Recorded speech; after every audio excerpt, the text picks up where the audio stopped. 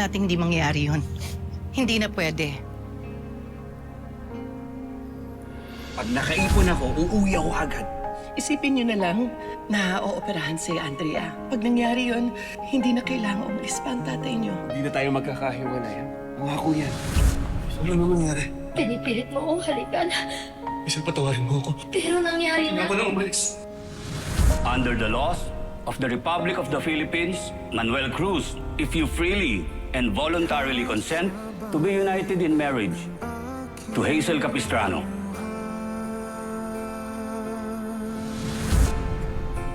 I do.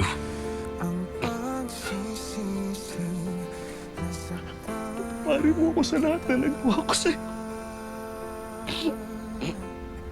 Patawad, Pelma.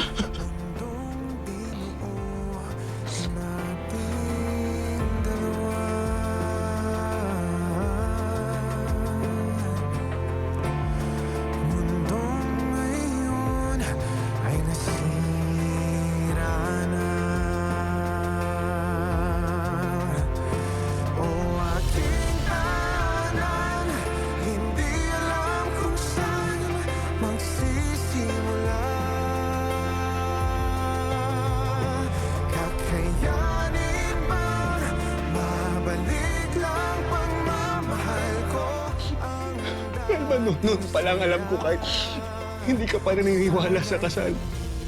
Di mo pinangakuan na kita. Tsaka nangako ko sa'yo noon, ha? Ibigyan kita ng masayang pamilya.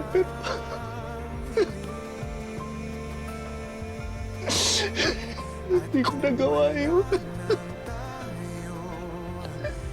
Hindi ko nagawa yun. Binigo kita.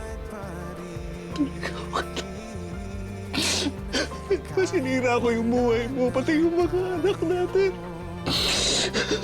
Inaamin ko, Manuel. Andito pa rin yung sakit. Lumalabas siya tuwing naalala ko yung hirap ng mga anak natin nung iniwan mo kami. Pero tapos na yon. Hindi tamang magpatali pa rin ako sa galit.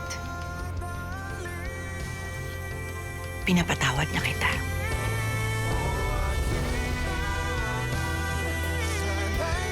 Maraming salamat, Pelma. Hindi man tayo itinadhana. Minsan na rin naman tayo naging magkaibigan, hindi ba? Pwede naman siguro nating subukang ibalik yun. Pelma, pinapangako ko sa'yo. Hindi ko nasisirain tiwala mo sa akin. Kahit na magkaibigan na lang tayo ngayon.